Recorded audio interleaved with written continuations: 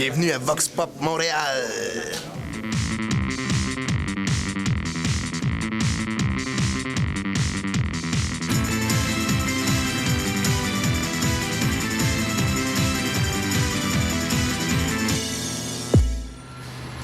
Hey, bonjour tout le monde et bienvenue à Vox Pop Montréal. Cette semaine, moi, j'ai pris des petites vacances à Coachella, en Californie. Je suis baveux, hein, je le sais. Mais il y a Jerry qui est allé couvrir le lancement du DVD des St. Catharines. Jerry, on va virer de bord. Fait que cette semaine, je suis allé rencontrer les gars de Sainte-Catherine pour le lancement de leur DVD Soda Machine. Un DVD qui parle des tournées qu'ils ont faites mondialement. Puis c'est un DVD qui raconte la difficulté, puis la beauté, puis toutes les choses d'un groupe indépendant. Allez voir ça.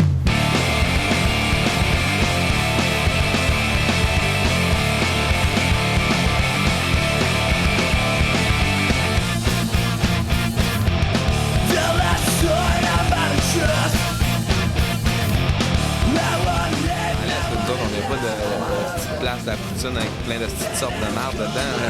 Ça, cette place-là, la banquise. Ah oui, c'est ça. N'importe quoi. Ça. Du monde a pogné du cul qui mange la peau, ça marche pas. Je suis sûr que ça se mange la peau. Tu regardes le crowd, il n'y a personne. On va coller notre lift à dos. On a besoin d'un lift pour 7, 8, 9 niaiseux. Ouais, merci.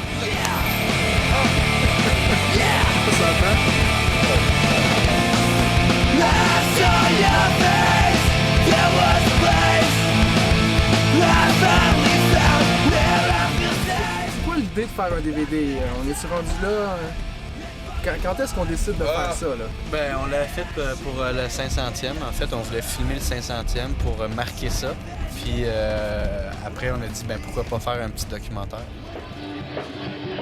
Il y avait une espèce d'aura autour de Hugo, surtout, qui était quand même particulière. Quand je disais « Ah, les 5-4, j'aime ça », tout ça, il y a beaucoup de monde qui me répondait « Ah, le chanteur, il a de l'attitude, il a l'air méchant. Moi, je trouve qu'il se prend pour un autre, des trucs comme ça. » Puis il y avait vraiment comme un autre groupe que c'était un peu les disciples d'Hugo Mewdy. On trouvait que quand Hugo commençait à avoir une barbe, oups, tout le monde avait une barbe.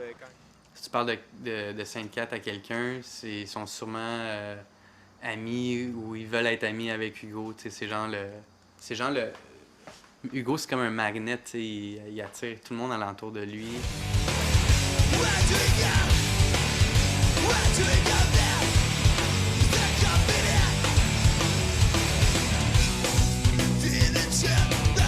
C'était juste montrer la réalité, un peu justement sans le côté jet set, parce que tout le monde qui font des DVD genre pour un peu promoter le band, genre check comment on est cool, check comment on est hot. Puis nous autres, c'était plus faire de quoi de réaliste. T'sais. Puis c'est pas nécessaire, je pense, de compter une fois. J'ai fourré une fille, c'est comme. Toi puis moi. J'imagine que tout le monde s'en doute là, que ça arrive. pas besoin de mettre ça. Je pense qu'on voulait pas faire de quoi de cocasse ou de genre. C'est plus un film documentaire sur un groupe de musique et non genre un DVD pour promoter les 5-4.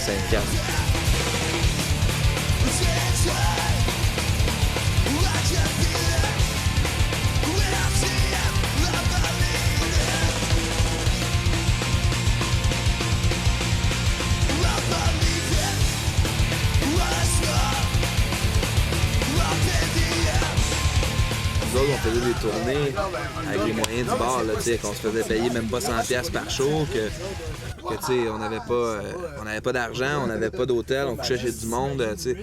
On perd de l'argent, on revient, on est paumé. Je veux dire, puis ça, tu fais ça souvent, tu fais ça constamment, fait qu'essayer d'avoir comme une stabilité de job quelconque.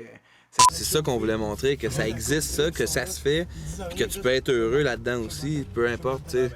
Même si tu fais pas d'argent, même si t'es pas populaire, même si le monde ne t'acclame pas, tu peux le faire, puis tu peux avoir une certaine reconnaissance à l'écart du mainstream, puis que ça vaut autant, je pense.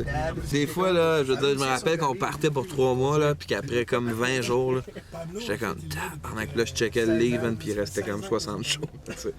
J'étais comme, man, on va se retourner, t'as l'impression que tu tourneras jamais à la maison, là, tu sais. Fait que c'était... Ça a été tough, c'est ça.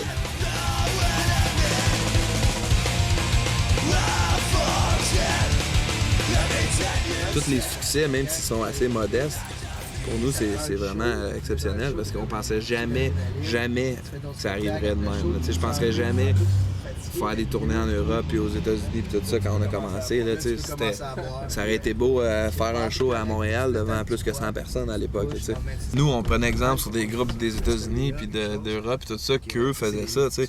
On s'est dit, si on veut être un vrai band punk rock qui fait ça de leur vie puis qui va laisser sa marque, ben c'est de même que ça se fait, c'est tout. Fait qu'on l'a juste fait.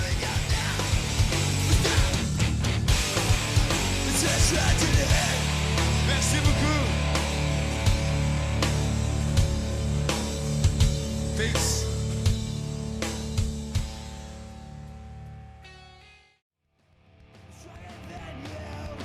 Et voilà, c'est tout pour cette semaine. Surveillez ça. Très prochainement, vous allez pouvoir acheter le DVD Soda Machine des St. Catharines partout dans tous les bons disquaires. Alors voilà, on est de retour et à la semaine prochaine. Ciao!